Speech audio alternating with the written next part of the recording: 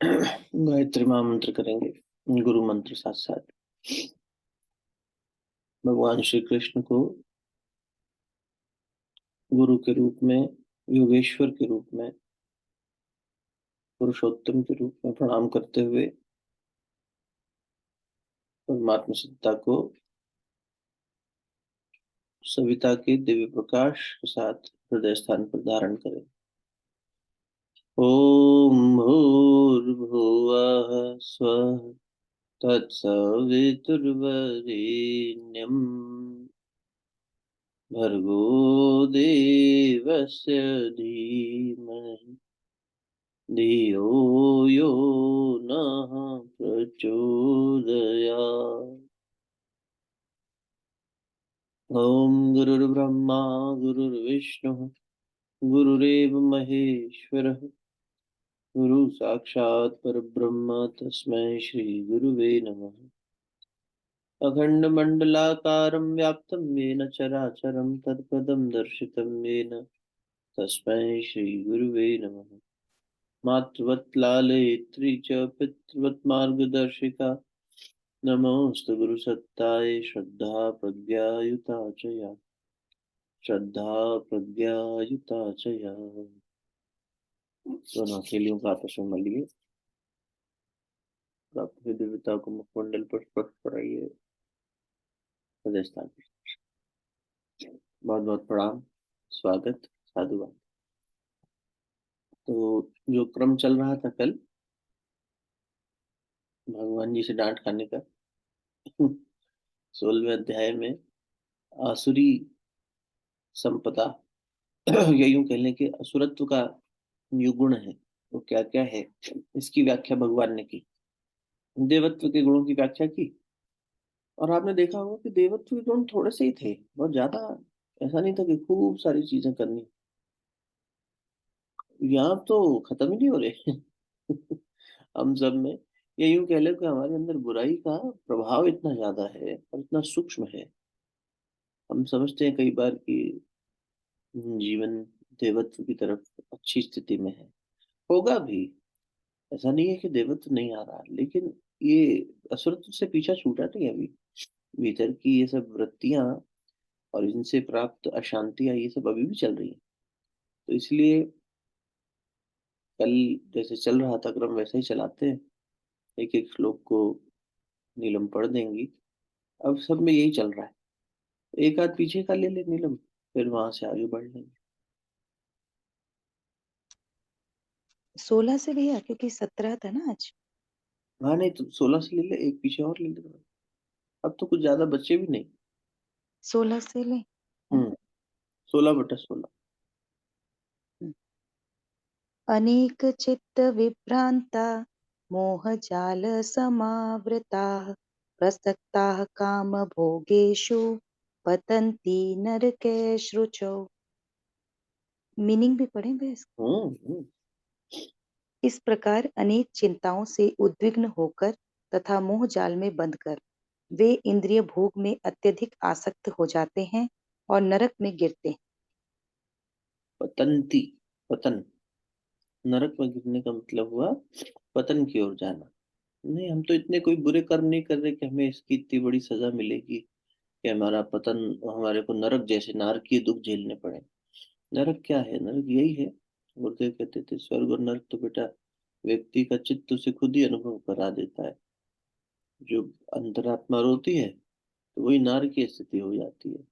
मन उपद्रव मचाता रहता है, ऊट पटांग हरकतें करता रहता है, व्यक्ति एक दूसरे को नीचा दिखाने में लगे रहता है। ये सब नारकीय जीवन ही तो है। जब आपका भीतर वाला असंतुष्ट होकर रोए, ये जीवन में क्या कर बैठे, वही नरक है।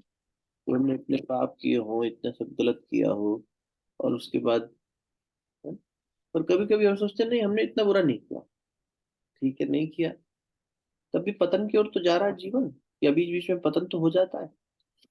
हाँ हो जाता है, सूक्ष्म अन्वेषण करें तो दिखता तो है। गिरते हैं, हाँ गिरते। फिर उठने में समय लगता है, फिर मेहनत लगती है, फिर उठ के चलने लगते हैं, फिर संकल्प छूट जाता है, फिर गिर जाते हैं।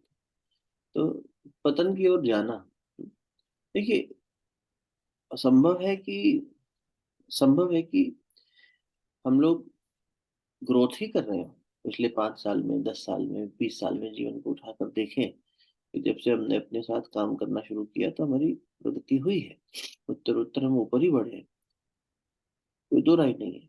लेकिन फिर भी हम खुद को असुरत्व के श्रेणी में जब देख रहे हैं तो हमें ये थोड़ा सा सतर्कता होनी चाहिए। संभव है कि हम जितनी प्रगति कर सकते थे उतनी ना कर पाए।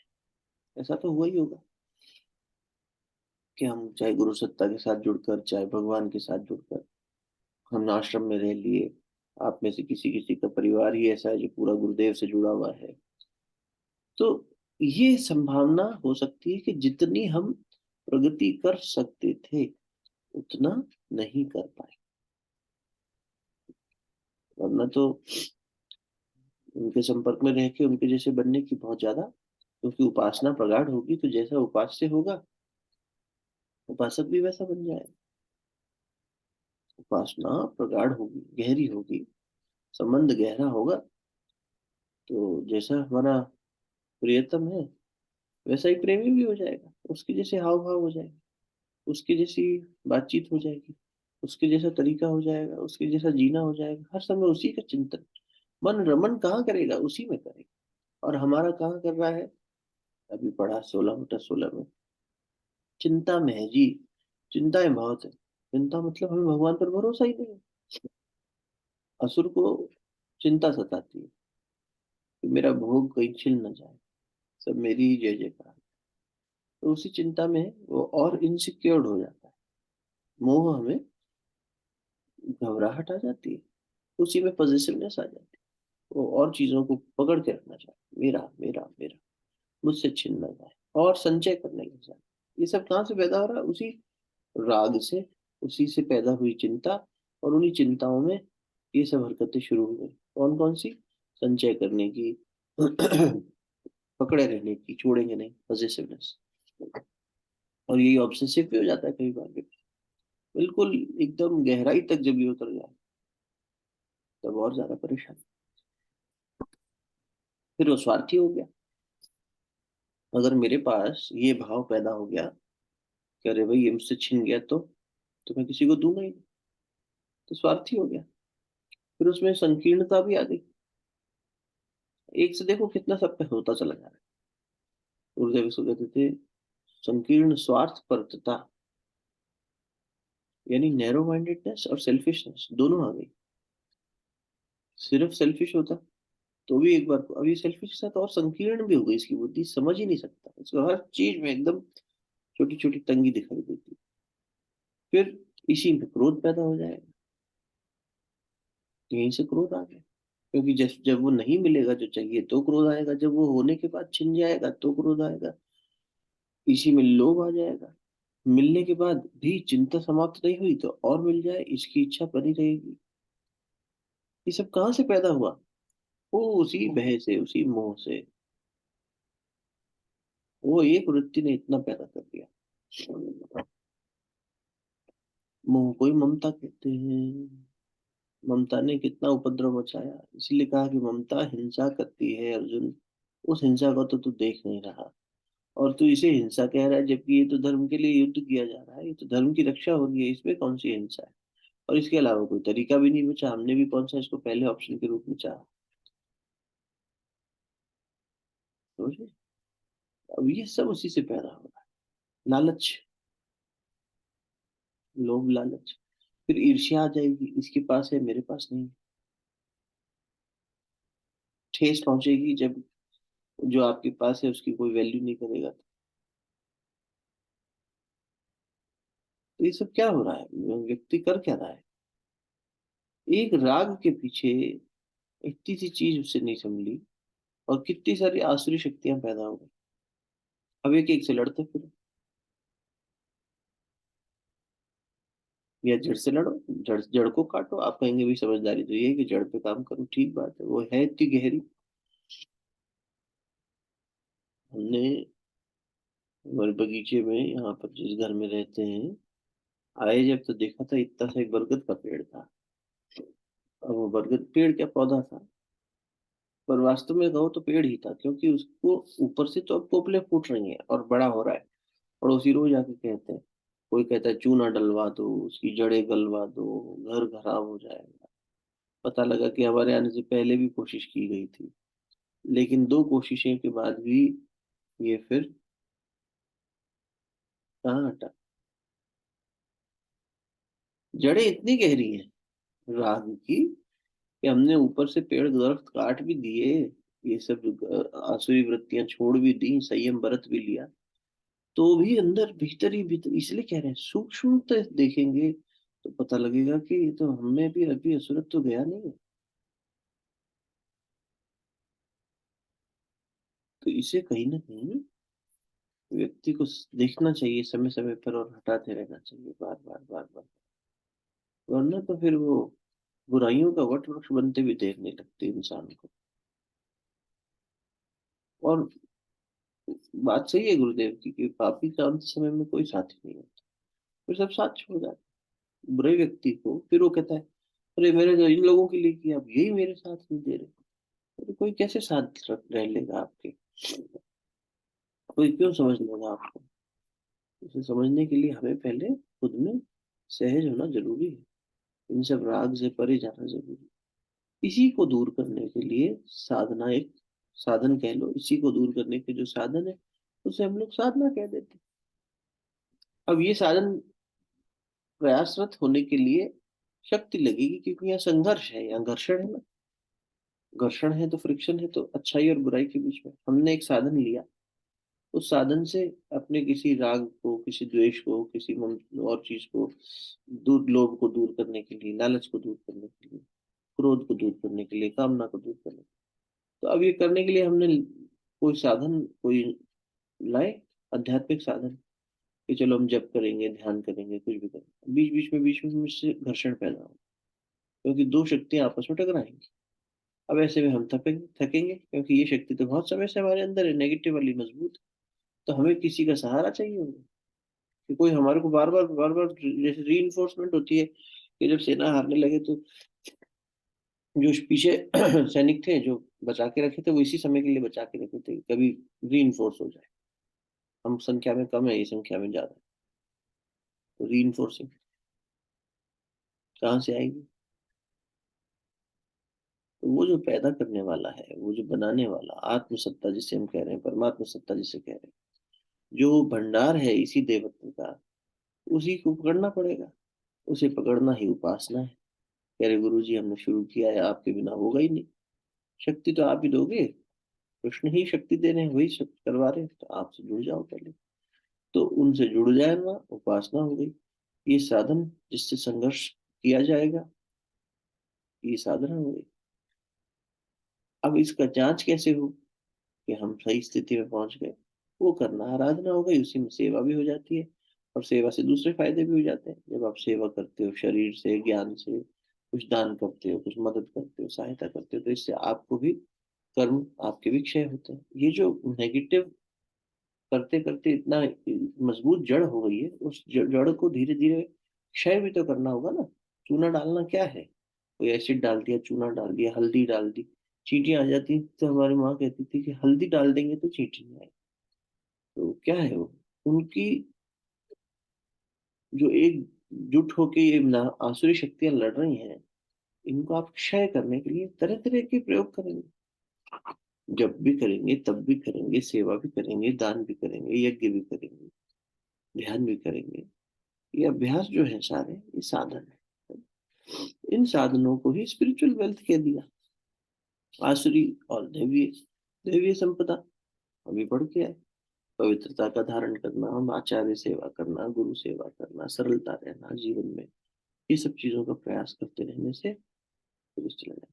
इसी को अभी हम अल्पा बहन जी बैठी हैं, हम लोग वो पढ़ रहे थे, 10 दिन 12 दिन साथ में रहे। पढ़ क्या रहे थे, मतलब जीवन को कि सुख और शांति जीवन में स्थापित करने के लिए। तो प्रियंका भी थी, तो सुख और शांति के लिए वही बात है कि भाई पहले अपने जीवन जीने के कुछ कमांडमेंट्स बना लो। कमांडमेंट्स मतलब ऐसे 2 4 इंपॉर्टेंट, इसके आधार पर हम जीवन जिए। हम सलाह ले, सम्मान दे। अच्छा, नहीं, हमें तो सम्मान चाहिए, सलाह तो देते रहेंगे दिन भर, लेकिन हमें कोई सम्मान करे। हमारी इच्छा क्या है, हमारी नजर किस पे, सम्मान पे है। गुरुदेव कह रहे नहीं, तू सम्मान देने का काम कर, दूसरे को सम्मान दे। और सम्मान हमेशा ऐसा है, जिसका जितना मान है उससे थोड़ा सा ज्यादा दो।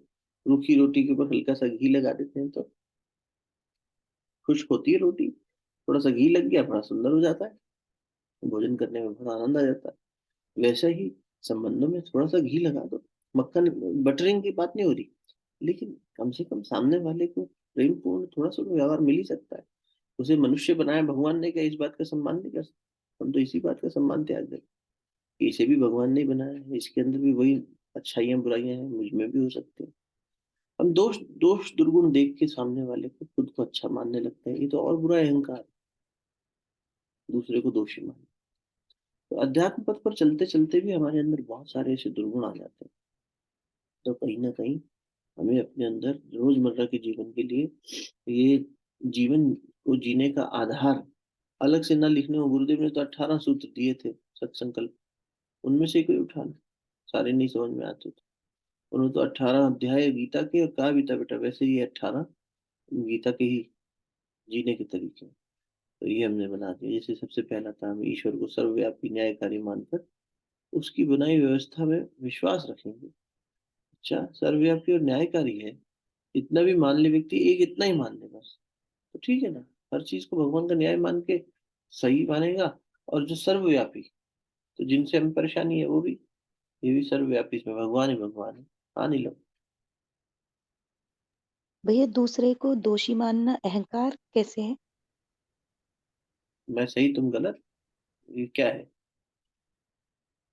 मैं कौन होता हूँ आपको गलत कहने वाला? किस आधार पर आप दूसरे को गलत कह देते हो? जब जब दूसरे में वो दोष दिखे, खुद को देखो, तो पाओगे कि खुद में भी है। किसी और समय पर, किसी और मौके पर हमने भी वही दोष उसी आधार पर आचरण किया था। तो एक दोषी दूसरे दोषी को दोषी कैसे कह सकता है? दूसरा मान लो दोषी है भी, दोषी दोषी तो वही कहेगा ना जो न्यायाधीश हो, जो न्यायमूर्ति हो। मैं भी दोषी, तुम भी दोषी, मुझ में अपने दोष, तुम में अपने दोष। हम एक दूसरे को यही कह रहे हैं, तुम में ये दोष है, आप भी ये कह रहे हो तुम में ये दोष है। तब एक दूसरे को उंगलियां दिखा रहे हैं बस। तो बस कीचड़ी तो उछाल रहे हो, आप हम पर, हम आप पर। और हमें अधिकार नहीं है ये करने का, ना तो ये समझदारी और ना ही अधिकार, क्योंकि हम तो खुद ही कटघरे में खड़े हैं। अब जैसे दोनों तरफ पार्टी उसमें खड़ी हो अदालत में कटघरे में, वो इसको चिल्ला रहा है, वो उसको चिल्ला रहा है, नहीं इसको सजा दीजिए जज साहब। जज साहब कहेंगे ऑर्डर ऑर्डर, तुम कौन होते हो तय करने वाले? वकील भी नहीं कह सकता, वो भी कहेगा कड़ी से कड़ी सजा दो। क्या सजा दो, ये तो जज के हाथ में है ना। ऐसे ही वो अंतरात्मा है न्याय करने वाली, न्यायाधीश, वो जब बैठेगी तो कहेगी कि अंकुर तुम्हारे अंदर इतने दोष हैं, तुम दोषी हो। भले ही तुम चिल्लाते रहो नीलम दोषी है, नीलम दोषी है, और नीलम कहती रहे अंकुर दोषी है, तुम दोनों कितना भी चिल्ला लो, तुम्हारी कोर्ट तुम्हारे न्यायाधीश लगाएंगे, हमारी कोर्ट हमारे न्यायाधीश लगाएंगे, और पता लगेगा हम दोषी हैं, तो हमें सजा मिलनी चाहिए। तो जब तक हम आपस में लड़ रहे हैं, तो सारा लड़ाई किस चीज की है? अहंकार की तो है। मैंने ये किया, तुमने क्या किया, बताओ। अहंकार नहीं है तो क्या है? ठाकुर रामकृष्ण परमहंस तो यहाँ तक अहंकार कह रहे हैं कि तुम अपनी साधना को, अपनी गुरु को अच्छा मान रहे हो, और दूसरे के गुरु या दूसरे की साधना पद्धति को कमजोर मान रहे हो। बहुत बड़ा पाप है अहंकार। व्यक्ति अहंकारी हो जाता है तभी ये सब बातें सोचता है। गौरव होना एक बात है कि हाँ हम ऐसे गुरु की संतान है, हम ऐसे देश में जन्मे हैं, हमारे माता पिता। Pride is different than ego. Pride doesn't violate somebody else similarity. उसका देश भी महान है। अरे देखो इनका देश तो कुछ भी नहीं है, हमारे यहाँ तो हिमालय है, इतने शक्तिपीठ है, गंगा है, तुम्हारे देश में क्या है? ये कौन सा बात करने का तरीका, ये कौन सा सोचने का तरीका हुआ? तो इसका मतलब सारी धरती पे भगवान ने जो बाकी सब बनाया, भारतवर्ष के अलावा, बेकार बनाया। सर्वव्यापी नहीं है भगवान, न्यायकारी नहीं है, अन्याय किया उसने, पक्षपाती है भगवान। हमारे देश में तो इतने अवतार होते हैं, तुम्हारे देश में क्या हुआ बताओ, क्या बात हो रही है? हम अच्छे तुम बुरे, यही तो बता। और अपनी अच्छाई को सिर्फ अपनी अच्छाई मान रहे हैं, दूसरे में अच्छाई की संभावना देखना ही नहीं चाहते। उनको तग्नता आ गई। ये व्यक्ति क्षमा मांग भी नहीं पाएगा, क्षमा कर भी नहीं पाएगा।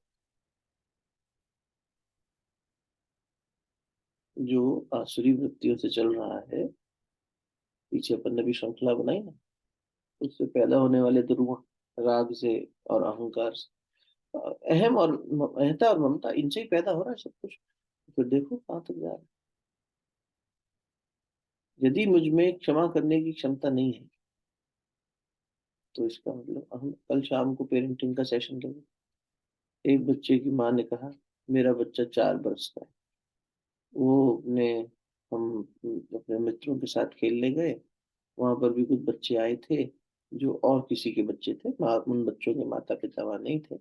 पर खेलते खेलते एक छोटे 2 वर्ष के बालक ने मेरे 4 वर्ष के बालक को प्यार करते करते उसके गाल के पास आके किसी भाव में, न जाने कैसे, छोटे बच्चे, हम लोग नहीं थे वहां पे, हम लोग अपना बातें कर रहे थे, बच्चा अपना खेल रहे थे, उसने उसको काट लिया। छोटे बालक ने बड़े बालक को गाल पे काट के दांत गड़ गए, खूब जोर से रोया।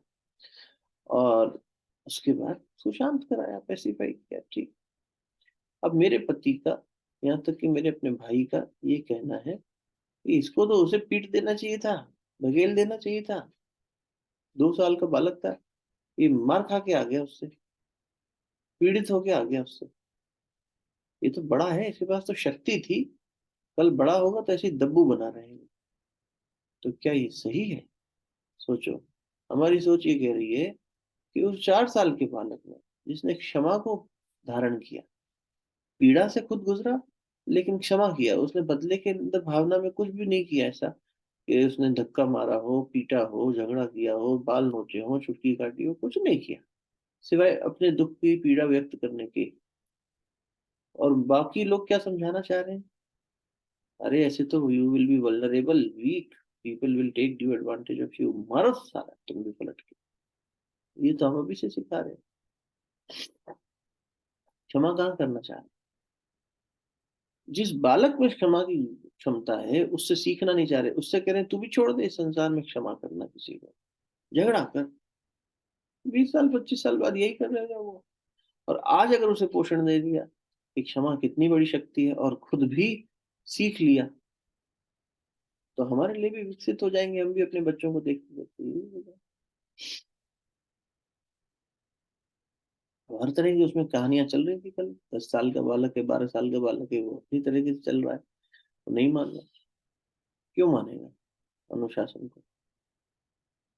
असुरत्व को हमने जगा जगा दिया बस बचपन से ही, देवत्व की संभावनाओं को मिटाते जा रहे, गर्भ से ही नहीं शुरू कर रहे, और जब बच्चा संसार में आ रहा है तब नहीं कर रहे, तो बड़े हो के झगड़े ही हो रहे हैं सिर्फ। अहम का ही तो झगड़ा चल रहा है। 56 साल के भाई साहब हमारे, 80 साल के पिताजी उनके, और वो कह रहे हैं आज या तो ये नहीं या मैं नहीं, दोनों कह रहे हैं। 80 साल वाले बोले, "अरे तेरी ऐसी तेजी, तुझे मैंने पैदा किया, तू मुझे सिखाएगा?" जिनसे खाना नहीं पचाया जा रहा, जो नकली दांत लगाते हैं, जिनको शरीर की क्षीण, एकदम क्षीण हो गया है शरीर, उनका अहम देखो आप, निकाल के दिखाते मुझे घर से, बाप हूँ मैं तेरा। और ये पढ़े लिखे लोग हैं, इनका घर ऐसा है जो संसार देखने आता है, समाज अखबारों में छपता है, इतना सुंदर इंटीरियर किया है, वाह। वही 56 साल के भाई साहब अपनी 24 साल की बेटी, 25 साल की बेटी के साथ में नहीं व्यवहार कर पाते। बड़ी बेटी के साथ तो अच्छी तालमेल है, छोटी वाली के साथ झगड़ा ही चलता है, माँ को बीच बचाव करना पड़ता है, महीने में 2 बार घटनाएं हो ही जाती हैं ऐसी। ये कल 56 साल के भाई साहब जब छोटे रहे होंगे ना, 2 साल के, 4 साल, तो इन्होंने यही करना सीखा होगा, इनके पिताजी ने यही सीखा होगा अपने पिताजी से। तो श्रृंखला चलती आ रही है गड़बड़ी की, कोई सुधार नहीं करना चाहता। तो फिर तो आप कितना भी धन संपत्ति जुटा लीजिए, सुख शांति कहाँ आएगी जीवन? परवरिश कहते हैं ना, बहुत बड़ी चीज है। तो ऐसे ही अपने जीवन को देखेंगे तो हमें पता लगेगा हमने कहाँ कहाँ से चीजें उठाई हैं। सारा दोष माता पिता का ऐसा नहीं है, लेकिन हमने भी अपने उस लड़कपन से लेकर आज तक में जो भूल करी है, उसको सुधार करने के लिए उनका मूल्यांकन तो करना ही होगा ना। और फिर मूल्यांकन करने के बाद जीने का एक सही ढर्रा क्या हो वो बिठाना पड़ेगा, कि अब यहाँ से जीवन को मैं किस आधार पर जीना चाहूंगी। अच्छा, मैं इस आधार पर जीना चाहूंगा कि दूसरों के साथ वो व्यवहार नहीं करेंगे जो अपने लिए पसंद है। प्रेम और सहकार से भरा पूरा परिवार धरती पर स्वर्ग है। मैं तो स्वर्गीय वातावरण जीना चाहती हूँ, वही बनाना चाहती हूँ। हर चीज को बनाने में समय लगता है, तो मैं तो इसी आधार पर जीऊंगा, प्रेम और सहकार के आधार। कोई मुझे गाली दे, मेरे मन का बात करे ना करे, मैं तो अपना स्वभाव नहीं छोड़ूंगा। जब वो अपना स्वभाव छोड़ने को तैयार नहीं है, कौन, बिच्छू, साधु ने ही तो कहा था। तो मैं तो साधु हूँ, प्रेम करना क्षमा करना मेरा स्वभाव है, मैं इसे क्यों छोड़ू। नहीं, हम डिजर्व करते हैं भाई, क्या हम बस अच्छा करते ही रहे, कोई हमारे प्रति अच्छा ना करे, सब ऐसे ही देखते रहे हमारे को, ऐसे ही हमारी उपेक्षा करते रहे, हम अच्छाई के ढोल पीटते रहे। अरे हाँ, पीटते रहो, संसार में वैसे ही इतना उपद्रव मचा हुआ है। भगवान के साथ जुड़ जाओ, अच्छाई का ढोल पीटते रहो, क्या दिक्कत है। फिर किसने डाला था, तूने ही तो डाला था निकल। हम भगवान की वो बन जाए, साथी दोस्त, इसने वंदना ने लिखा था। तो क्या दिक्कत है भगवान के दोस्त बनने में। नहीं, हमें अपना यश चाहिए, अपना नाम कीर्ति चाहिए, अपना सम्मान चाहिए, उसकी लड़ाई लड़ेंगे, अब तो लड़ ले। नहीं मिलेगी तो रोएंगे, नहीं लड़ पाएंगे तो अकेले बंद बाथरूम में रोएंगे, बंद कमरे में रोएंगे, फिर परेशान होंगे, फिर थायराइड की बीमारी आएगी, फिर शुगर आएगी, फिर 50 चीजें होंगी, फिर नींदें उड़ेंगी, फिर चिंता में मरे रहेंगे, फिर कहेंगे हाँ, फिर अगले दिन लाली पाउडर लगा के आदमी खड़ा हो जाएगा, एक शादी में फोटो खिंचाएगा, पार्टी में जाएगा और संसार को दिखाएगा, देखो हम कितने खुश हैं, we are a happy family. क्या फैमिली।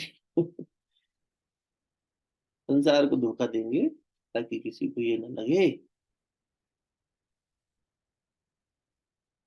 या बहुत सकारात्मक चिंतन वाला होगा कोई, तो क्या हमेशा हमेशा रोते ही रहे। अरे हम कब कह रहे हैं रोते रहो, ये रोना बंद ही कर दो ना।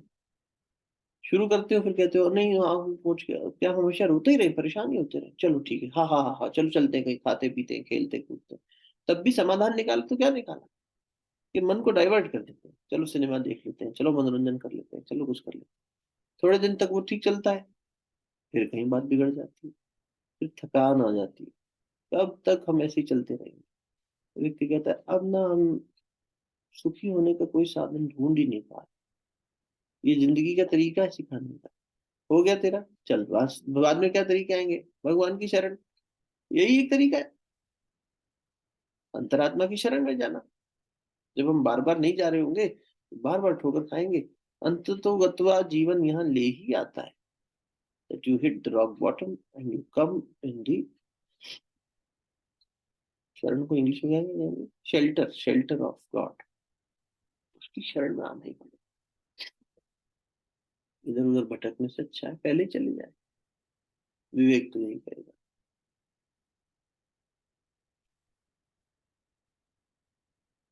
चले आगे 16 बटा 17 में देखें क्या है हमारे लिए। आत्मसम्भावितः स्तब्धा धनमानमदान्विताः यजन्ते नाम यज्ञस्ते दम्भेनाविधिपूर्वकम्। अपने को श्रेष्ठ मानने वाले तथा हम्म। सदैव सदैव घमंड करने वाले, यस। संपत्ति तथा मिथ्या प्रतिष्ठा से मोहग्रस्त लोग किसी विधि विधान का पालन न करते हुए कभी कभी नाम मात्र के लिए बड़े ही गर्व के साथ यज्ञ करते हैं। कभी कभी करते हैं, गर्व के साथ करते हैं कि देखो हम कर रहे हैं, भगवान को भी उलाना देते हैं, देखो एहसान जता रहे हैं भगवान पर, हम श्रेष्ठ कर्म कर रहे हैं घमंडी, यश की कीर्ति करते, यश और कीर्ति की कामना रखते हैं, घमंड रखते हैं। और कभी कभी इसी को दंभी होना कहते हैं, कि आचरण और भीतर का विचार, भीतर की स्थिति अलग अलग हो। भीतर से तो हम आपसे जलते हैं, लेकिन जब आप साथ होते हैं तो आपकी प्रशंसा करते हैं, अरे नहीं बहन जी जैसा कोई नहीं। भीतर में हम कुड़कुड़ाते रहते हैं, बहन जी के पास तो ये भी है, बहन जी के पास तो ये भी है। तो ये है स्थिति दंभी होने की, दंभ से कहते हैं। और हम घोर दंभी हैं, हम भगवान के सामने तो सबसे बड़े दम्भी हम हैं। नहीं नहीं साहब, कैसी बात कर रहे हो, हम तो सरल जीवन जीते हैं। दम्भ होना क्या हुआ कि हम कहेंगे आपको कि हम आप हमारे सब कुछ हो, माई बाप हो, लेकिन फिर आपको छोड़ के इधर उधर पागलों की तरह भटकते फिरे। जब मुश्किल आएगी तो आपसे नहीं किसी और से काम निकालेंगे। जैसे माँ बाप कई बार कहते हैं ना, बेटा तो हमारे पास आ जाता, हमसे कहता, हम तेरी मदद करते, आगे पीछे तो तू हमारे पास आता है, अब इस समय में तू फलाने जी के पास चला गया, क्या जरूरत थी। पर हमारी तो आदत यही है।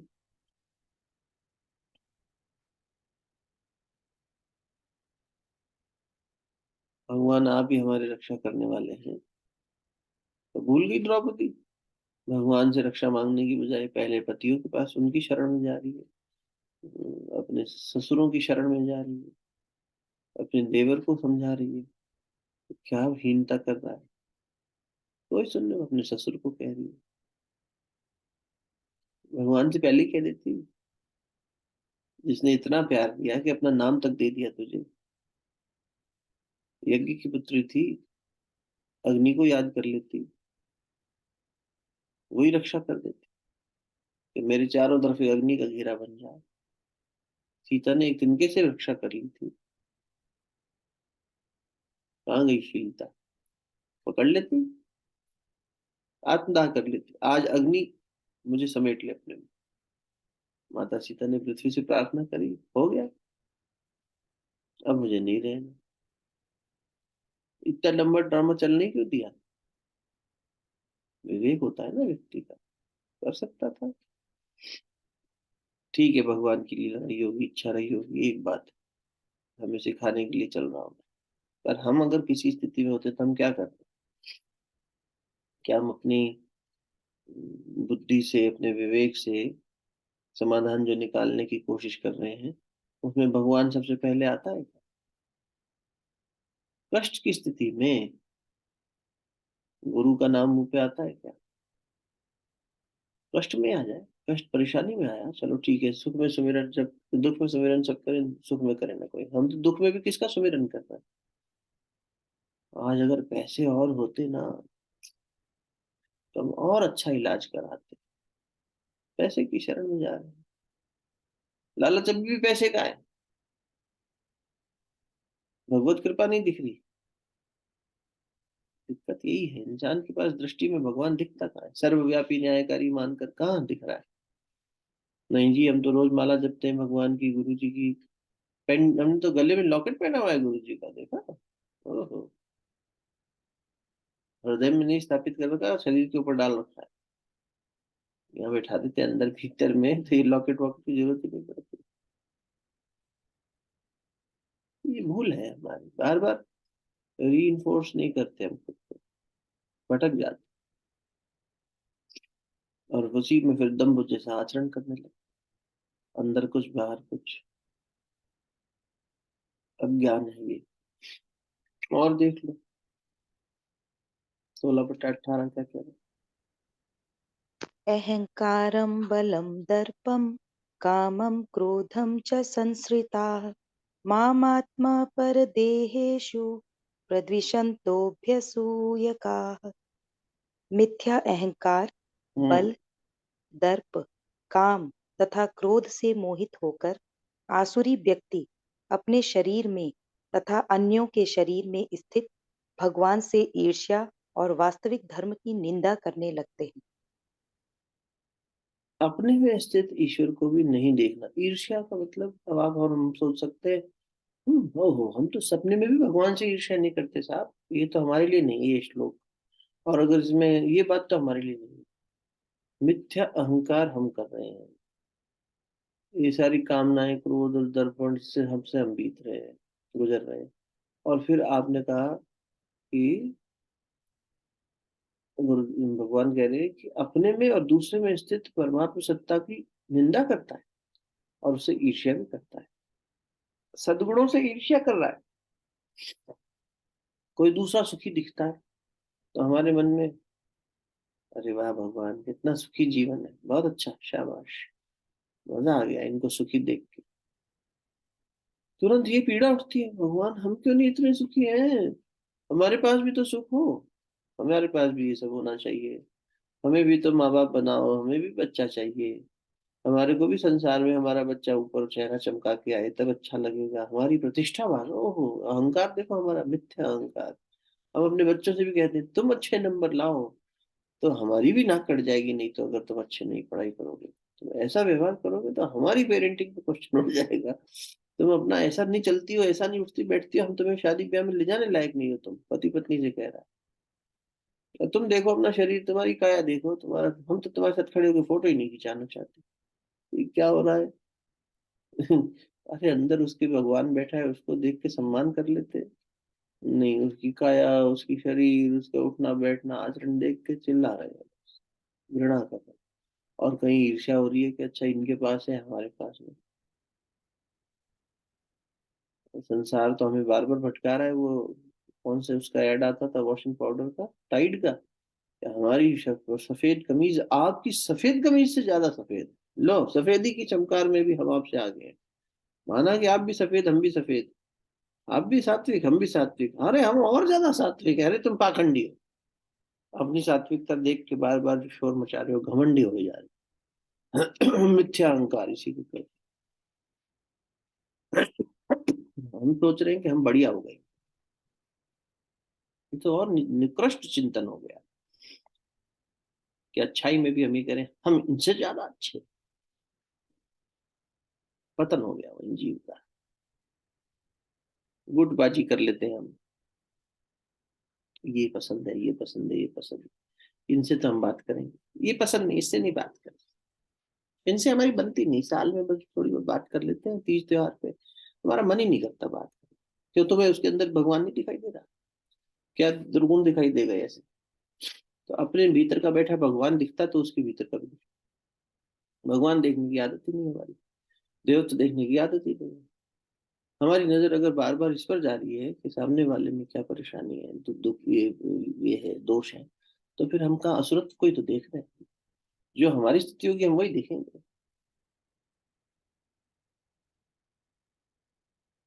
कमियां ही देखेंगे। किसी भी हमने एक बार, ये बच्चों के साथ अभी काम कर रहे पेरेंट्स, आप में से शायद कुछ लोग रहे होंगे, याद नहीं, एक आध आप लोगों ने फॉर्म भर के भेजे, 70 से ज्यादा लोगों ने फॉर्म भरे, और उसमें अपने हमने लिखा एनीथिंग वी शुड नो। इतना ही बोला, हमने नहीं कहा बच्चे में क्या कमी है क्या नहीं है, आपकी परेशानी क्या। भर भर के लिखी है, हमारे बच्चे में ये कमी है, हमारे बच्चे में वो कमी है। अरे 4 साल का बालक है, 10 साल का बालक है, उसके अंदर अच्छाई नहीं दिख रही आपको? आपने पैदा किया, संसार में लाए, और इतनी कमियां दिख रही हैं, तो ये कहाँ से लेकर आया था क्या अपने साथ? कोई बिरला एक दो पेरेंट थे जिन्होंने कहा कि हम सब ठीक चल रहा है लेकिन और बेहतर करना चाह रहे हैं, इसके लिए। अब ये भी सब ठीक चल रहा है, उसमें भी हो सकता है उनको यही आकलन करना हो कि सही में सब ठीक चल रहा है भी है कि नहीं, तो और सुधार करने के हिसाब से। वरना तो भाई साहब सब लोग अपने ही घर वालों को गालियां दे, पेट जाए बच्चा हो तो, माँ बाप हो तो, सास ससुर हो तो, पति हो तो, उसके संबंधी हो तो, कुछ हो, कुटुंब में कोई किसी का अच्छाई देख ही नहीं पा रहा। इतना दोष देखने का हमारी आदत हो गई है, इतना दम्भ है हमारे अंदर, इतना झूठा अहंकार है हमारा कि हम अच्छे तुम गंदे। इतना हम अपनी प्रतिष्ठा नाम सम्मान के पीछे मरे जा रहे हैं। कोई हमें इज्जत दे, इज्जत दे, इज्जत दे, भीख का कटोरा लेके घूम रहा है।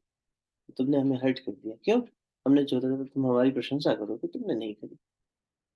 बस बैठा है आदमी रोता हुआ। डिप्रेस्ड हो गए जी हम तो। क्या, क्यों डिप्रेस हो गए भाई? भगवान ने इतना अच्छा जीवन दिया, पूरा शरीर तुम्हारा काम कर रहा है, ठीक ठाक चल रहा है, कोई दिक्कत नहीं आई थी। आंख से देख सकती हो, हाँ देख सकते हो। कान से सुन सकते हो भाई साहब, बिल्कुल सुन सकते हो, बोल सकते हो हाँ। अरे सब चल रहा है तुम्हारा, तो डिप्रेस्ड क्यों? नहीं, हमें ना, हमारे उस पर कोई ज्यादा हमें तवज्जो नहीं देता, हम तो बार बार ना स्नब्ड कर देते हैं, हमें तो हमारा दिमाग चलना बंद हो जाता है। ओहो, एग्जैचुरेशन की हद हो गई, एग्जैचुरेशन की हद हो गई। छोटी सी घटना को आदमी ऐसे खींचेगा, कहां से कहां ले जाएगा। और अब जमाने आ गए हैं व्हाट्सएप के, तो एक कमरे से बैठी पत्नी ने पति को, या पति ने पत्नी को फोन लगा मैसेज कर दिया, माँ ने बेटे को कर दिया, बेटे ने माँ को कर दिया। वो अपना सुसाइड बता रहा है अपनी माँ को, मेरा मन नहीं है जीवन में जीने का, ये वो दूसरे कमरे में बैठ के उसको वहीं से कोशिश कर रही है समझाने की, दरवाजा कोई खोलने को तैयार नहीं। और किसे असुरत्व कहते हैं भैया? यही है। तो लगा इंसान अपने अंदर के भगवान को ठोकर मार दी, तुम्हारे अंदर के भगवान को भी ठोकर मार दी। ईर्ष्या का मतलब यही थोड़ी है कि हम भगवान को बैठ के गालियां देते हैं तो ही ईर्ष्या। भगवान की उपेक्षा तो हम रोज कर रहे हैं ना।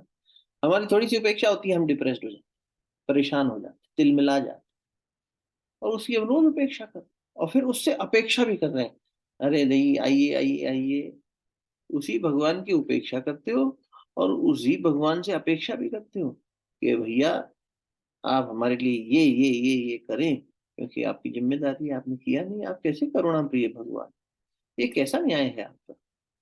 खुद तो हम अन्यायी है। कोई आपकी रोज उपेक्षा कर रहा है और आप ही से अपेक्षा कर रहा है कि आप मुस्कुराओ, आप उसको प्यार से ट्रीट करो। तो भगवान बनने के लिए कह रहा है वो आपसे। भगवान बनने के लिए भगवान से जुड़ना पड़ेगा महाराज। हमने उसी भगवान की उपेक्षा कर रखी।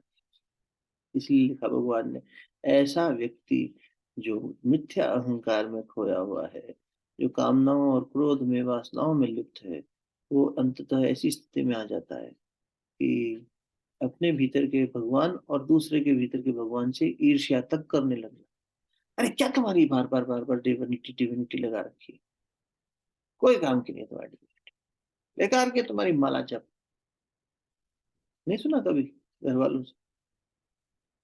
क्या तुम भाषण देते रहते हो, दूसरों को जाके समझाते रहते हो, हमें मत दो अपना ज्ञान? क्या ये घृणा हो जाती है व्यक्ति को। उस समय वो अपने कुंठा में, अपनी सफोकेशन में ऐसा बैठा है, और वो उसको एग्जैचरेट करके बैठा है इतना ज्यादा। बस उसको लगता है दुनिया में सबसे ज्यादा इंपॉर्टेंस मुझे ही मिलनी चाहिए थी, और मुझे नहीं अटेंड किया, और बाकी सब भागो यहाँ से, ले जाओ अपनी माला उठा के, अपना भगवान उठा। क्या दिया तुम्हारे भगवान ने हमें? आ गई घृणा। ले लो आगे। 16/19 थोड़ी और डांट खा लेते हैं भगवान से। तानहं दिशतः क्रूरान् संसारेषु नराधमान् क्षिपाम्यजस्रमश्रुभान् आसुरीष्वेव योनिषु। जो लोग ईर्ष्यालु तथा क्रूर हैं और नराधम हैं, उन्हें मैं निरंतर विभिन्न आसुरी योनियों में भवसागर में डालता रहता हूँ। जय हो। चलो, गर्मा गर्म तेल की कढ़ाई में तलने के लिए तैयार हो जाइए। हम भगवान हमें कह रहे हैं कि मैं तुम्हें बार बार, अब ये विधाता का विधान है, इसमें हम भगवान को कोसे तो कोसे। आपके देश का विधान है कि आप बाईं ओर ड्राइविंग करते हैं, दाईं ओर करेंगे तो बार बार टक्कर खाएंगे, अस्पताल जाएंगे, टक्कर खाएंगे, अस्पताल जाएंगे। नारकीय योनिया क्या है? अस्पताल है। बार बार ठोकर खाओगे बेटा तो वहां जाना पड़ेगा ठीक होने के लिए, फिर उस यातना से गुजरना पड़ेगा। ये मनुष्य देह से छुट बाद में भगवान दे देंगे, नहीं देंगे, कहेंगे नहीं देना इसको। अब पहले तो बैल बन, खेत जोत, गधा बन, बोझा उठा, पेड़ बन खड़ा रहे, आरियां चलेंगे ना तेरी लकड़ी पे, फर्नीचर बनाएंगे लोग, तब पता लगेगा। तो दूसरों पे आरियां चलाता है तो ना जीवन भर, बार बार वही गलती करता रहा कई जन्मों तक, चल भाग यहाँ से। ये घृणा भाव नहीं है, ये सुधार, सुधार गृह होता है ना कैदियों का, बार बार छोड़ देते हैं उनको, फिर वो जुर्म कर देते हैं, फिर वो गुनाह करके देते हैं, तो चलो भैया वापस डालो इसको जेल में, और इस बार ज्यादा बड़ी जेल में डालना, और इसको अंदर रिहेबिलिटेशन प्रोग्राम से गुजारना, वहां इसको खूब उस सबसे कष्ट से गुजारना। इसने इतना हीनियस कष्ट दिया है दूसरों को, इसको उसका मतलब समझ में आना चाहिए। तो जीवन का एक विधान है, एक तरीका है। नर की योनियों में बार बार डाल देता हूँ, कोई ऐसा बैठा नहीं है जो वहां बैठकर डाल देता है, व्यक्ति खुद ही अपने से पतन हो जाता है उसका। वही चीजें चलती रहती हैं। भगवान वही कह रहे हैं कि जो व्यक्ति बार बार गलत करेगा और इस तरह के असुरत्व जीवन जिएगा, उसे आसुर, उसकी योनि, उसकी उसकी मतलब पूरी जो एक एग्जिस्टेंस है, उसी को दूसरे रूप से गुजारना पड़ेगा। और कोई तरीका नहीं, ये विधान है, और ये अटल विधान है। कोई इसे माने ना माने, इस पर बहस करना चाहे कर ले, पर होता यही है। और जब तक मनुष्य शरीर मिल भी रहा है, तब तक भी न्याय व्यवस्था ऐसी है कि उसमें फिर नारकीय होता चला जाता है, और ज्यादा कष्ट उसमें भोगना ही पड़ता है। हमने अपने नेत्रों से गलत काम किया तो अगले जन्म में हमारे नेत्र खराब कर दिए जाए। खराब इसलिए कि भैया इसके बिना रहो तुम। अगर ये सजा नहीं है, ये सुधार है। सुधार क्या है इसमें? अगर हमें फिर से आंखें मिल गई तो हम तो अपने संस्कारवश वही हरकत करेंगे। हम कड़वा बोलते हैं, और गलत बोल के हमारे बोलने से इतना उपद्रव मच गया, और हम बार बार यही कर रहे हैं हर जन्म में। तो फिर हमारी अब पतन हो रहा है, एक जीव होने के नाते, as a journey of soul हमारा पतन हो रहा है। तो समझदार माँ बाप क्या करेंगे? जिस चीज से बच्चा को नुकसान हो रहा है वो चीज उससे हटा लेंगे। इसकी बोलने की शक्ति से नुकसान हो रहा है, इसको गूंगा पैदा कर दो, इसको हकला बना दो, इसके हकलाहट पे लोग हंसेंगे तो खुद ही कम बोलेगा, नहीं बोलेगा। सजा हो गई। सजा क्यों हुई? वो होनी, दिखने में सजा हुई, पर हुआ तो सुधार। भगवान भीतर से सुधार कर रहे थे कि इसको अगर हमने ये कर दे दी शक्ति, तो ये फिर अभी सब जगह परेशान करता करेगा। बच्चा एक छोटा सा, कई बार होता है ना, कलर लेके सब जगह पोतता रहता है, तो वो तो करने को तो क्रिएटिव काम कर रहा है, लेकिन उसमें भी जिन माँ बाप का एतराज होता है वो छुपा नहीं देते। ये हटा दो यार इसके सामने से, ये कैंची है या कोई ऐसे चाकू है, कोई तीखा चीज है, हटा दो यहाँ से, बच्चे को चोट लग जाएगी। तो समझदारी में करते ही है ना। तो बस हमारी जो हमें और ज्यादा चोट से बचाने के लिए भगवान ऐसी व्यवस्थाएं करने लगते हैं। यानी भगवान मतलब वो विधान बना हुआ जो है, ईश्वरीय विधान, कि कर्म फल का सिद्धांत है, तुम जैसा बोओगे वैसा काटोगे। वो अपने आप ही ऐसा है कि व्यक्ति इस स्थिति में पहुंच जाता है जिसे नारकीय कहा जा सके, या निम्न योनि कहा जा सके।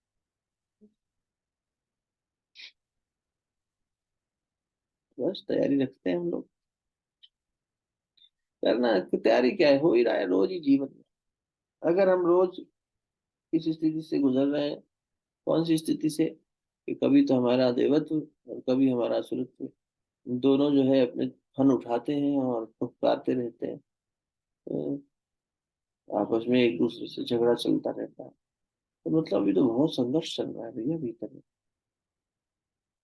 सरल हो जाएंगे ना तो संघर्ष समाप्त हो जाए। जहाँ थोड़ी सरलता आ जाए इंसान में, आप हकीकत मानो, जितने आप सरल होंगे ना, हमने तो ये देखा, जितनी सरलता होगी उतनी स्वीकार्यता बन जाएगी। हमारे अंदर भी उतनी स्वीकार्यता आ जाएगी, और जितना एक्सेप्टेंस का भाव मुझ में आएगा उतना ही दूसरों में भी होगा। जो आप है वही सामने रिफ्लेक्शन है, जो आपकी वाइब्रेशन है वही बाहर की वाइब्रेशन। यदि मेरे जीवन में जो भी हो रहा है ये व्यक्ति समझ सके कि वो खुद ही अट्रैक्ट कर रहा है अपनी वाइब्रेशन से, अपने चलते फिरते मैग्नेटिक फील्ड है हम, बस वही वही खींचते जा रहे हैं। हमें लग रहा है कि नहीं हमें मिलना चाहिए प्यार, लेकिन हमें आचरण कर रहे हैं दुराचरण, दुराचरण कर रहे हैं, तो हमारा जो है मिल नहीं रहा हमें, डिसरिस्पेक्ट मिल रही है। हम सोचते हैं अरे हम तो डिजर्व करते हैं यार, हमें प्यार से बात करे, सम्मान करे, कोई एक्नॉलेज करे, लेकिन मिल नहीं रहा। इसका मतलब कहीं ना कहीं हमारी वो अभी फ्रीक्वेंसी है ही नहीं, हम अट्रैक्ट ही नेगेटिव कर रहे हैं। तो भीतर में नेगेटिव जोन में चल रहे हैं, वाइब्रेशन तो चेंज करनी पड़ेगी, सीधा सा सिद्धांत है ऊर्जा। वही जो बोओगे सो काटोगे, तो इसका मतलब मैं बो ही गलत रहा हूँ, इसलिए मेरी फसल कड़वाहट की आ रही है। तो फिर दूसरा कुछ बोना पड़ेगा। तो शुरुआत तो मुझे ही करनी है ना, बोने और काटने से। नहीं तुम करो, तुम अच्छे बनो हमारे प्रति, हम तो अच्छे हैं। हो गया अहंकार, मिथ्या अहंकार। गलत फहमी हो गई माता जी। भाई साहब क्या कर रहे हो? जो पाना चाहते हो वो देना शुरू करो। बना लो ना सिद्धांत, लिख डालो कहीं अपने घर में, जो पाना चाहते हो वो देना शुरू करो। दिन में 100 बार दिखे आपको। रसोई में खड़ी होती हो, गृहिणी हो तो रसोई में रखो, क्लिनिक में बैठते हो तो क्लिनिक में चिपका दो। जो पाना चाहते हो वो देना शुरू करो। अच्छा, खूब पढ़ाई कर रहे हो, स्कॉलर हो, तो अपने स्टडी टेबल पे चिपकाओ। ऑफिस में काम करते हो, घर पे बैठ के वर्क फ्रॉम होम अपने लैपटॉप के साथ वहां चिपका दो। वो दिखना चाहिए दिन में बार बार, तब यहाँ बैठने लग जाएगा। और फिर यहाँ बैठने लगेगा तो उसका पुरुषार्थ भी करना पड़ेगा। ऐसा नहीं कि बैठ के माला ही जप रहे हैं उसकी, उसके साथ साथ पुरुषार्थ भी करना। उसके साथ पुरुषार्थ करेंगे तो ये यहाँ का पूरा नर्वस सिस्टम ही बदलने लग जाएगा, बकायदा ब्रेन के अंदर फंक्शनैलिटीज में चेंज आने लग जाएगा। हो जाएगा। कल हमारी अल्पा बहन जी ने भेजा था एक आर्टिकल अखबार में से, उसमें ये अच्छा लिखा था, इंसाइटफुल था, थोड़ा स्टैटिस्टिकल था, कि क्रोध और भय ये कैसे हमारे नर्वस सिस्टम को प्रभावित कर देते हैं। इसलिए हम नर्वस हो जाते हैं, नर्वस, हम बहुत नर्वस हो गए, ये है ना, ये हमारा नर्वस सिस्टम ही जियोपार्डाइज हो जाता है, मतलब अपंग हो जाता है। तो उसमें था कि क्रोध जो है वो मस्तिष्क की स्नायु तंत्र को परेशान कर देता है, जो नर्व्स यहाँ की हैं इनमें ज्यादा परेशान करता है, विचारण, इसलिए स्मृति नाश हो जाता है, बुद्धि नाश, सर्वनाश। और जो डर है, भय है, वो हृदय स्थान के नर्वस सिस्टम को ज्यादा इम्पैक्ट करता है। तो हार्ट के पास अपनी मेमोरी है, तो यहाँ हर्ट हो जाता है, इसलिए हार्ट अटैक होना और इस तरह की चीजें आना फिजियोलॉजिकल गैस्ट्रोसाइटिस की वजह से, वो तो बात अलग है। अदरवाइज जो साइकोलॉजिकल होते हैं हार्ट अटैक्स, जो इमोशनल हार्ट पे जोर पड़ता है, वो सीधा पड़ जाता है। भय हमेशा एकदम, भय वाले व्यक्ति का देखो खून ठंडा पड़ जाता है, फ्रीज हो जाता है, ठंडक लगने लगती है और परेशानियां होती है और चीजें हो जाती है। कहने का मतलब ये है कि उस आर्टिकल का भाव ये था कि कैसे ये नेगेटिव इमोशंस जो हैं हमारे नर्वस सिस्टम को इम्पैक्ट करते हैं, ऐसे पॉजिटिव भी करते हैं। जब आप उसके लिए प्रयासरत होंगे, वैसे ही चिंतन, वैसे ही सेंटर्स एक्टिव होने लगेंगे यहाँ। बट वही है कि समय तो लगेगा फसल आने में, ऐसा तो नहीं कि आज बीज बोया और बार बार गड्ढा खोदते देख रहे हैं कब आएगा, कब आएगा, कब आएगा। खाद पानी इसलिए देते रहना है उस विचार को, अपने आप पक जाएगा। अगला ले लें। आसुरीं योनिमापन्ना मूढा जन्मनि जन्मनि मां प्राप्येव कौन्तेय ततो यान्त्यधमां गतिम्। हे कुंती पुत्र, ऐसे व्यक्ति आसुरी योनि में बारंबार जन्म ग्रहण करते हुए कभी भी मुझ तक पहुंच नहीं पाते। वे धीरे धीरे अत्यंत अधम गति को प्राप्त होते। बस ये तो आगे का फेट है, कि कितना जो है वो व्यक्ति फिर उसी स्पाइरल में फंसा रह जाता है और मुझ तक नहीं पहुंच पाता। अच्छा, मुझ तक नहीं पहुंच पाता तो भगवान ने कोई मतलब बैरियर लगा दिया है, भगवान नहीं पहुंचवाना चाहते, ये बात हो रही है क्या?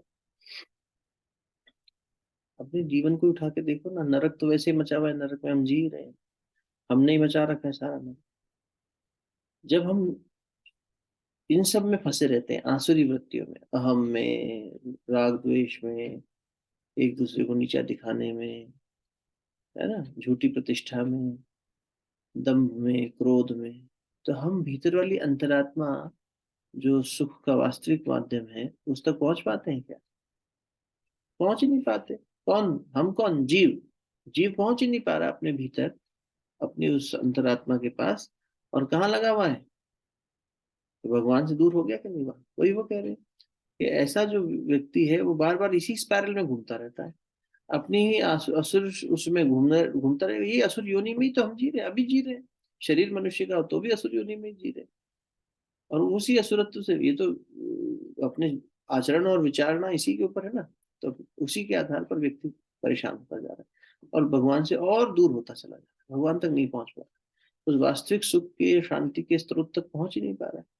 हाथ पैर वहीं मारे जा रहा है, उठा पटक वहीं, तो एक लूप के अंदर ही, कुएं के मेंढक की तरह हम फंस गए, बाहर नहीं आ रहे, इसलिए भगवान से दूर है। तो ये कोई सजा नहीं है, ये कोई श्राप नहीं है, ये कोई भगवान हमसे घृणा नहीं कर रहे कि अरे देखो भगवान कितना निष्ठुर है जो ये कह रहा है, ऐसी बात। ये बता रहे हैं कि कैसे जब व्यक्ति एक तरह का जीवन जीने लगता है तो फिर वैसा ही होता चला जाता है। भगवान की दिशा में उन्मुख होकर चलने लगेंगे तो भगवान प्राप्त होने लगेगा, भगवान से विपरीत होकर इधर उधर भागते रहेंगे तो इसी असुरत में खत्म हो जाएगा जीवन। और ले लो, इतने 24 लोग हैं ना इसमें।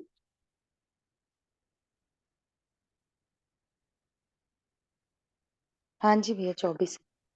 हाँ, अभी अपन 20 किए, तो यही है, आगे देख ले, जी। आज पूरा हो जाएगा।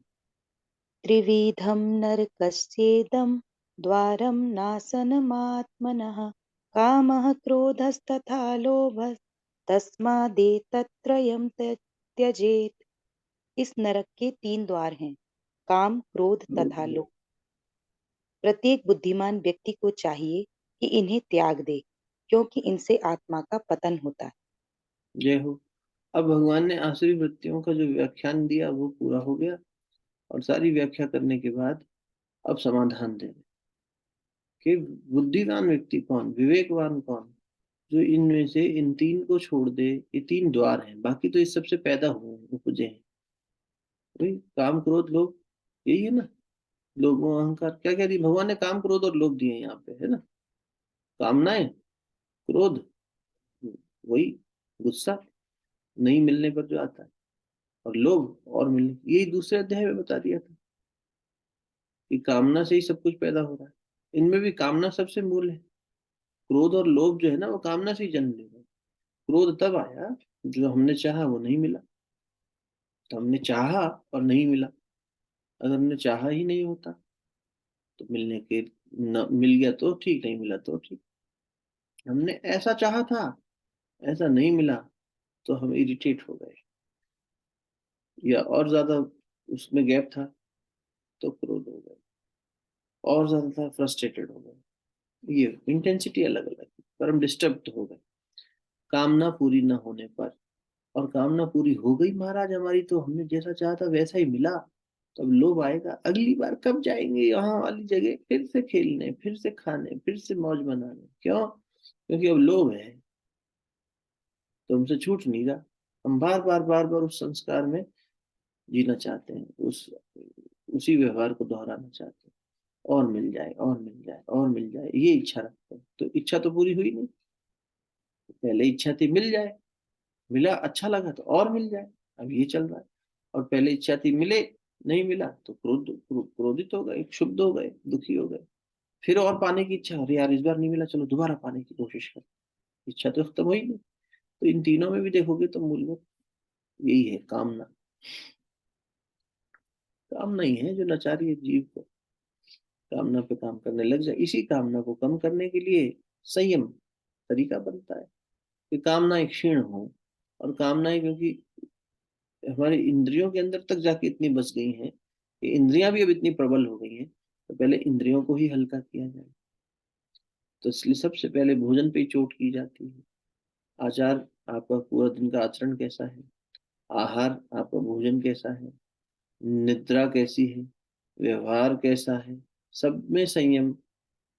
मन के अंदर संयम, भोजन के अंदर संयम, मतलब शरीर का संयम हो गया। भोग में संयम, इंद्रिय संयम हो गया। समय जहाँ व्यर्थ हो रहा है वहां संयम। जहाँ जहाँ भी वेस्टेज है वहां से खींच के लाना, और उसे मूल उद्देश्य से जोड़ने के लिए, या परमात्मा की तरफ। बुद्धिमान कौन है? इन तीन नरक के द्वारों पर नजर रखे, और इस तरफ इधर जब मन जाने लगे उधर से वापस ले आए, वरना नरक में जाएगा और नारकीय यातनाएं सहेगा। नारकीय यातनाएं होने लग जाती है, उसी आचरण से मुझसे दूर हो जाता है और मुझे प्राप्त नहीं कर पाता। मतलब भगवान को, देवत्व को प्राप्त हम नहीं कर पाते, फिर असुरत्व में ही फंसे रह जाते। समझ में आ गया? बहुत आसान है। जय हो, देवत्व जाग गया हमारा। नहीं भैया, करना है अभी तो। चलो अगला देखो क्या कह रहे हैं, 16/22।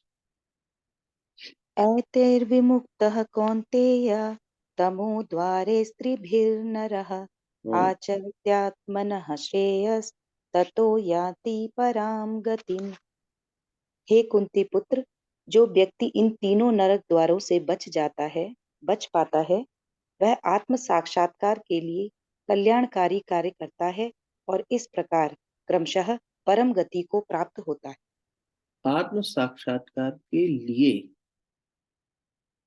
आत्म साक्षात्कार के लिए प्रयास करने लगता है।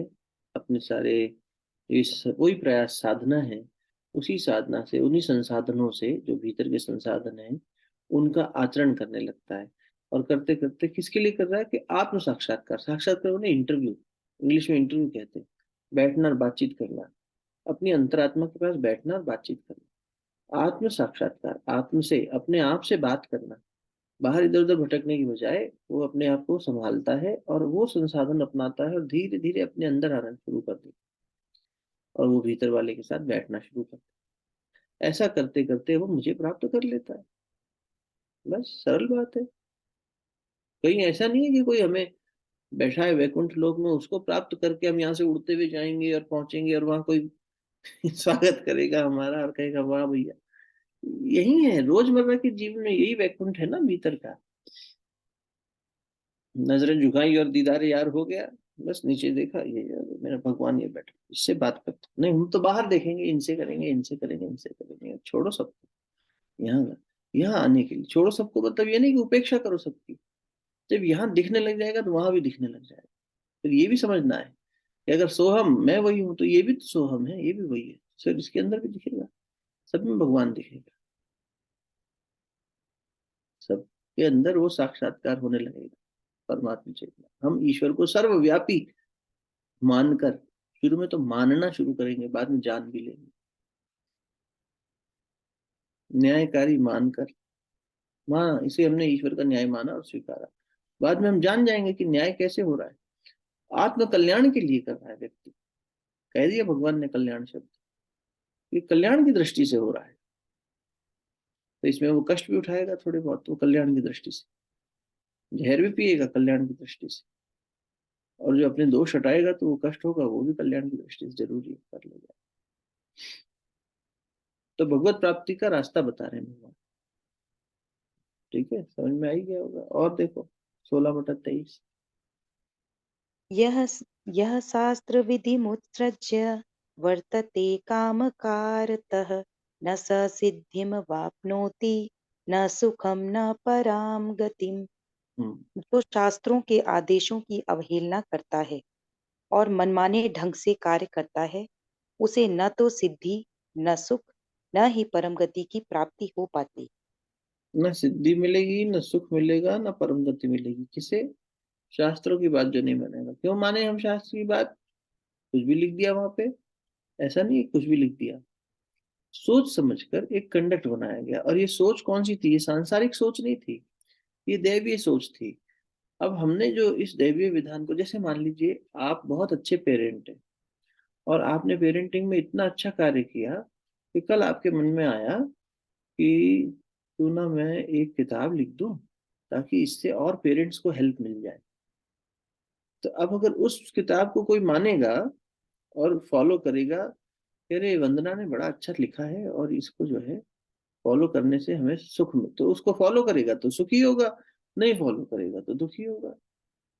बस दुखी होगा, मतलब उसकी पेरेंटिंग में जो उसे दुविधाएं आ रही हैं, परेशानियां आ रही हैं, वो कहीं हम मानेंगे तो कि हाँ यार ये किसी अनुभवी व्यक्ति की बात है, इसको मान के देखते हैं।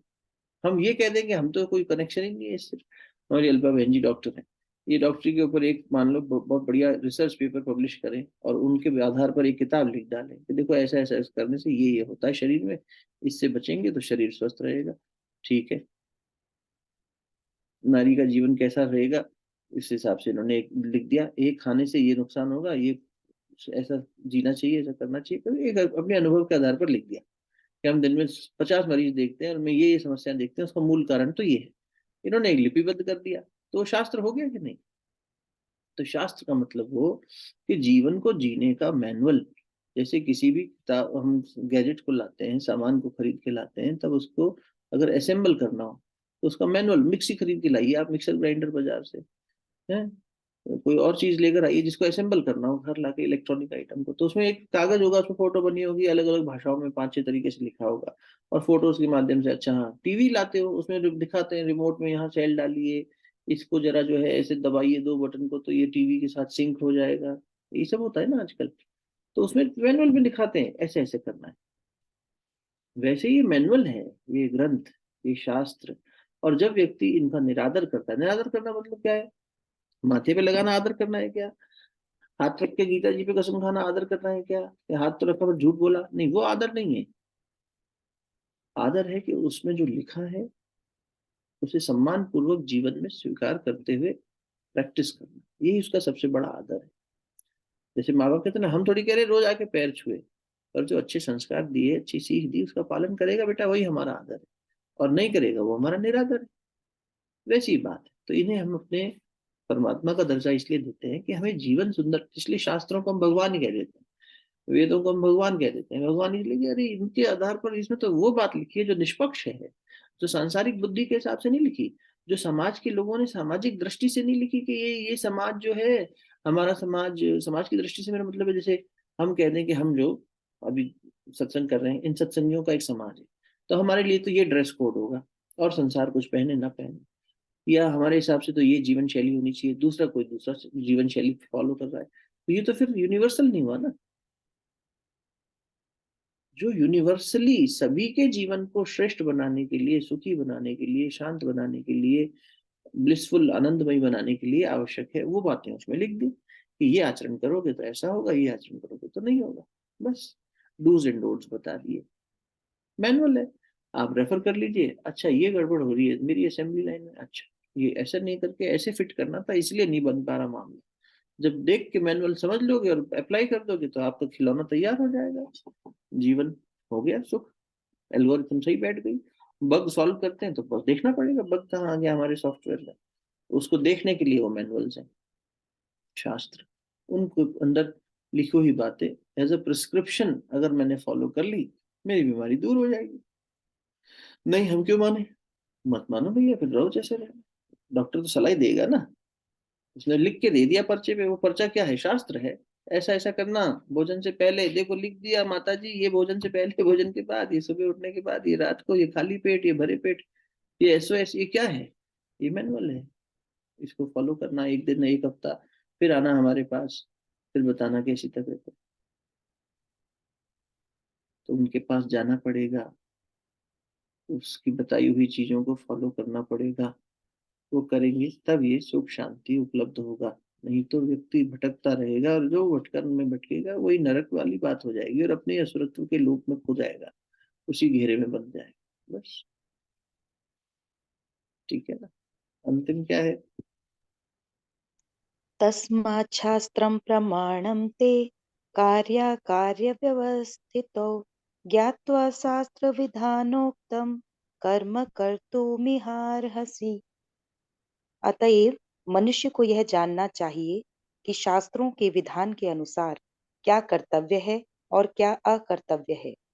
उसे ऐसे विधि विधानों को जानकर कर्म करना चाहिए जिससे वह क्रमशः ऊपर उठ सके। बस क्रमशः धीरे धीरे ऊपर उठते जाना है, स्टेप बाय स्टेप। ऊपर उठना मतलब देवत्व की ओर उठना है, अग्नि ऊपर की ओर उठती है ऊर्ध्वगामी, स्थूल से सूक्ष्म की तरफ, ये फिजिकल से सटल की तरफ, धीरे धीरे क्रमशः ऊपर उठना है। उसके लिए कुछ कर्तव्यों का पालन करना पड़ेगा, ड्यूटीज, ड्यूटीफुली कुछ चीजें करनी पड़ेंगी। जब वो व्यक्ति व्रतशील होकर करेगा, ड्यूटीफुल होकर करेगा, व्रतशीलता, ड्यूटीफुल, ये तो मुझे करना ही, ये मेरी ड्यूटी है भाई, सुबह उठ के मुझे घर जो है सबको जगाना है, बच्चे को स्कूल भेजना है, खाना बनाना है। एक नारी ने ये दायित्व संभाला, एक कह रहे नहीं सुबह उठ के मुझे ऑफिस जाना है, भाई मैं जाऊंगा तो उससे मेरे पुरुषार्थ से जो धन उपार्जन होगा उससे परिवार चलेगा, मुझे जाना है भाई, ये करना ही है। ऐसा नहीं है कि जब मर्जी आए करें, जब मर्जी आए नहीं करें, ये ड्यूटीफुली हमें करना है। कुछ चीजें हम ड्यूटीफुली कर रहे हैं, नहीं मुझे तो रोज भगवान के पास बैठना अच्छा लगता है, ड्यूटीफुली मैं तो करता ही करता हूँ, ठीक है। नहीं ड्यूटीफुली मुझे तो भाई, देखो कुछ लोग होते हैं ना, पशुओं को भोजन कराने चले जाते हैं सुबह सुबह, दाना डालने चले जाएंगे छत पे कबूतरों को, कुछ भी, जो उनको लगता नहीं यार ये करके तो मेरा ये ड्यूटी बन गई उनकी, वो जीवन का उनका अनन्य हिस्सा बन गया वो ड्यूटी। ऐसे ही ड्यूटीफुल होकर, ये व्रतशील होकर कि मुझे ये करना है, जब व्यक्ति अपने कर्तव्यों में इस तरह का आचरण लाने लगता है कि I have to follow my this, और जो नहीं करने योग्य है उसे छोड़ता चलता है, जो करने योग्य है उसे व्रतशील होकर करता है, तो फिर क्रमशः वो भगवान के ऊंचा उठता चला जाता है, यानी परमात्मा के नजदीक सूक्ष्म में और सटल में चला जाता है, ऊपर की तरफ कहो या फिर भीतर चला जाता है, ऐसा कह लो, इनवर्ड उसकी जर्नी हो जाती है। तो भगवान ने इस अध्याय में अगर देखें तो मोटे तौर पर पहले अच्छाई यानी कि देवत्व के गुण बताए, देवी संपदा, फिर आसुरी संपदा बताई, और ये बताने के बाद उन्होंने ये बताया कि अर्जुन इसे प्राप्त करने के लिए व्यक्ति को कैसा आचरण करना चाहिए, शास्त्रों की शरण लेनी चाहिए, परमात्मा की शरण लेनी चाहिए, और क्रमशः आगे बढ़ते रहना चाहिए। और बचना किससे चाहिए, बोले इतनी सारी में से सब समझ में ना आए तो तीन द्वार बता दिए, काम, क्रोध और लोभ। भगवान शिव का त्रिशूल यही तीन का नाश करने वाला है। तो इसमें से भी कामना पे फोकस कर ले तो बाकी दो से और बच जाएगा, क्योंकि है सब साथ साथ जुड़े हुए दरवाजे, एक कामना को ही कम कर ले कामना को कम करने के लिए जिन चीजों की संयम बरतना है वो बरतने लग जाए। यानी कर्तव्य जो करने योग्य है वो कर ले, और जो छोड़ने योग्य है, त्याज्य है, उसे छोड़ दे। उसे छोड़ देगा, भगवान से प्रार्थना करता रहे, क्योंकि ये आसुरी वृत्तियां जो हमारे अंदर बैठी है ये बार बार हमला करेंगी। प्रार्थना में बड़ा बल है, करते रहना भैया। जब मान लो गुस्सा आ रहा हो ना, भगवान गुस्सा आ रहा है, प्लीज इस गुस्से से बचा लो, जैसे तुम्हें प्रार्थना करनी हो कर लो भाई, हिंदी इंग्लिश रो के हंस के गा के जो भाषा समझ में आए, पर परमात्मा को याद कर लो उस समय। फिर वो भूल ना करो जो द्रौपदी कर बैठी, याद रखो। नहीं तो हमारा चीर सारा संसार के हाथ में है भैया, रोज नोचेगा संसार। बालक ने तो गाल पे काटा था, हम तो एक दूसरे को अंदर तक काटते चले जा रहे हैं, अपने विचारों से, अपनी वाणी से, अपनी भावनाओं से। एक दूसरे को शक्ल से देख लो तो लगता है कि अरे यार ये क्या खड़वाहट लेके चल रहे हैं हमारे प्रति। वो कहेगा तू भी यही कर रहा है, तू अपना चेहरा देख नहीं पा रहा, बस जो हम बोल रहे हैं वही काट रहे हैं। बस याद रखते जाओगे तो होता चला, क्रमशः ऐसी जिंदगी में अच्छा हो जाए। ज्यादा अच्छे से इंटेंसिटी भगवान ने यहाँ क्रमशः कहा, क्योंकि धीरे धीरे धीरे धीरे करेगा तो भी हो जाएगा, एक एक बूंद से भी घड़ा भर जाएगा। और नहीं तो फिर इसको एकदम से ज्यादा करने को कह देंगे तो कहीं घबरा ना जाए, इसलिए क्रमशः कह दिए। नहीं तो अगर आप इंटेंसिटी रखो तो और तेजी से भी हो सकता है। वही हमने निवेदन किया कि हो सकता है हम ये मूल्यांकन करके कहीं कि नहीं हम तो देवत्व के मार्ग पर चल रहे हैं, तो उतनी प्रगति क्यों नहीं हो रही, हमारे अंदर उतना जोश क्यों नहीं है, गति इतनी धीरे क्यों है। अच्छी बात है, स्लो एंड स्टडी है, लेकिन वो स्टेडीनेस को, स्लोनेस को थोड़ा सा कम कर दो भैया। स्लो कितना स्लो चलेंगे, और अपना गहराई आनी चाहिए। आ जाएगा, हो जाएगा उससे। हमारे बीच बैठे हो आप लोगों को एक एक को भी बताऊंगा तो कर ही रहे हो आप लोग, ऐसी बात नहीं है, बहुत अच्छा काम कर रहे हो, अपने ऊपर आत्म संयम, अपना जीवन जितना परेशानियों से घिरा हुआ है उसके बावजूद आप देवत्व को पकड़े हुए हो, ये बहुत बड़ी बात है। आदमी छोड़ देता है भगवान को, क्या काम के तुम, क्या काम आया हमारी अच्छाई, छोड़ो, हम भी बुरे बन के रहते हैं उनकी तरह ही। लेकिन ये जो बार बार फ्लक्चुएशन आता है ना, उससे भी तो हम बचना चाह रहे हैं। हम निरंतर सुख में रहना चाह रहे हैं, निरंतर शांति में जीना चाह रहे हैं। भगवान कह रहे संभव है, तो निरंतर भगवत भाव में जी सकते हैं।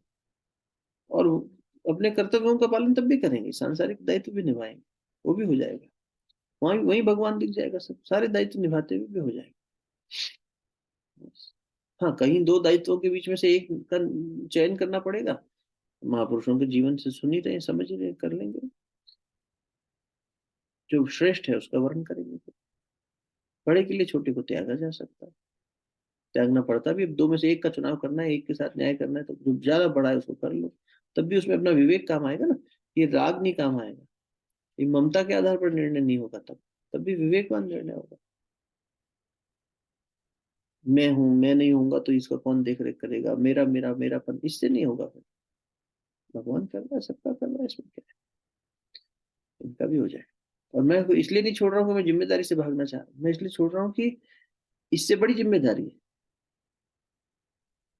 इससे बड़ी जिम्मेदारी है, इसलिए इसको कर रहा हूं। एक का सेक्रीफाइस किया, वो सेक्रीफाइस वैसे भी स्वेच्छा से कर रहे हैं, इसलिए इसका कभी वो नहीं होता।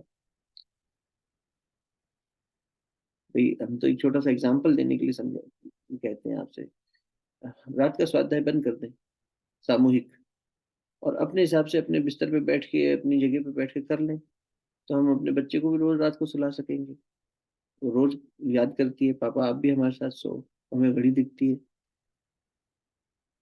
संभव उसी ने एडजस्ट कर दिया, पहले सो जाती है, चलो उसके साथ भी सो लेते, नहीं कभी कभी जगी हो तो कल जगी हुई थी रात को, लेकिन कल अपना स्वाध्याय नहीं था तो हम उसके साथ रहे। पापा आज आपकी क्लास नहीं है, नहीं बेटा आज क्लास। तो समझ में आता ना कि वो मिसिंग कंपोनेंट है, लेकिन वो सेक्रीफाइस है। उस सेक्रीफाइस को इसलिए कर रहे हैं कि उससे बड़ा कुछ है। श्रेष्ठ कार्य के लिए छोटे को छोड़ा जा सकता है, अच्छा श्रेष्ठ वो भी है, करना वो भी अपनी जगह अच्छा है, पर वो मोह जनित हो रहा है, अरे मेरा बच्चा। और यहाँ हो रहा है कि नहीं सब भगवान के बच्चे हैं, ठीक है ये भी भगवान का बच्चा है, सब कोई बात नहीं बेटा, भगवान जी है ना आपके साथ, पापा हो ना हो भगवान जी के साथ सो रहा है बस। अभी जाएंगे नीचे मिल लेंगे, भगवान जी मिले सपने में, बात शुरू हो जाएगी। तो ये ऐसा ही करना चाहिए, कर्तव्य से नहीं पीछे हट रहे, किसी बड़े कर्तव्य के लिए छोटे को छोड़ना पड़े तो इसमें विवेक बुद्धि अपनाओ। राग द्वेष के आधार पर नहीं करना उसको, ममता के आधार पर निर्णय करेंगे तो ऐसे ही फंसे चले जाएंगे, और अच्छे दायित्व तो छूट जाएंगे, जो करने योग्य है वो छूट जाएगा, जो नहीं करने योग्य है उसी में फंसे रहेंगे। है ना, भगवान का बच्चा है बेटा, आप भगवान के बच्चे हो, भगवान आपके साथ है, पापा हो ना हो, मम्मा हो ना हो, हमारा प्यार आपके साथ है। सो आप छोटे छोटे 2 दिन पहले बाजार गई थी, राधा कृष्ण उठा लाई, कपड़े के कठपुतली के बने हुए थे। पापा देखो इनके पीछे कितना प्रकाश है, वो बड़ा सुंदर सा बनाया भी था उन्होंने। सब समझ रही है, इनको लेके सो जाना बेटा, उन्हीं को लेके सोती है। हो गया। तो करते चलो, आप अपने आप विवेक आपका मदद कर देगा, करते है ना। चलो बहुत बढ़िया। एक भगवान से इस जैसे पीछे अभी हमने 15वां अध्याय देखा था पुरुषोत्तम। अब पुरुषोत्तम योग के बाद भगवान ने आसुरी और देवी संपदा समझाते हुए ये कहा कि कैसे देवत्व भगवान तक ले जाएगा, असुरत्व भगवान से दूर ले जाएगा। तो संपदा यानी वो साधन जुटाने और वो वेल्थ इकट्ठी करनी जरूरी है, स्पिरिचुअल वेल्थ, डिवाइन वेल्थ, है ना। बस। और जो डेविल यानी असुरत्व है उसको छोड़ो। ये करते चलेंगे तो क्रमशः हो जाएगा। जीवन बहुत शानदार है, बहुत सरल है, कॉम्प्लिकेट मत करिए इसको। सब अपनी जगह सही कर रहे हैं, कोई गलत नहीं कर रहा। जिस चीज की बुद्धि है उतना करने की कोशिश करें। भगवान से प्रार्थना करते हैं कि हम सबकी बुद्धि से अच्छे अच्छे मार्ग पे चले, भाई हम भी अच्छा कर पाए, वो भी अच्छा कर पाए, उनका भी विकास हो क्रमशः, वो भी उत्तर उत्तर प्रगति करके भगवान के पास पहुंचे। भगवान तो सभी को प्यार करते हैं, तो भैया ये भी पहुंचे। हमसे मदद हो पाएगी हम कर देंगे, हमारी नहीं सुनेगा तो हम प्रार्थना कर देंगे। भगवान की तो लाठी है ही, वो चाहे लाठी से बुलाए चाहे प्यार से बुलाए, जैसा मर्जी ले जाए।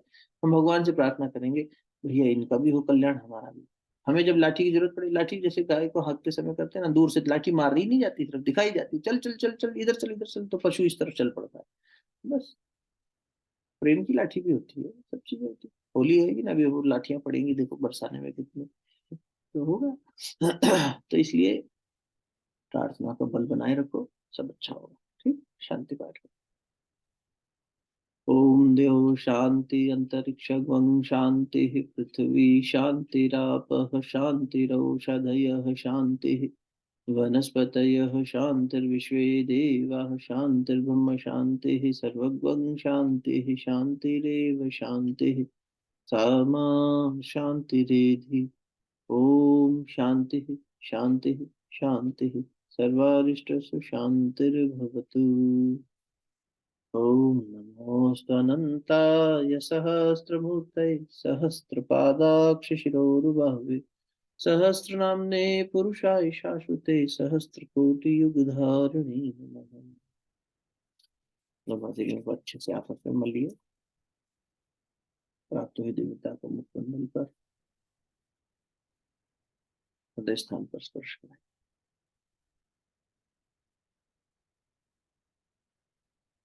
बहुत बहुत शुभकामनाएं। अब 17वां अध्याय अगले वीकेंड से स्टार्ट करेंगे।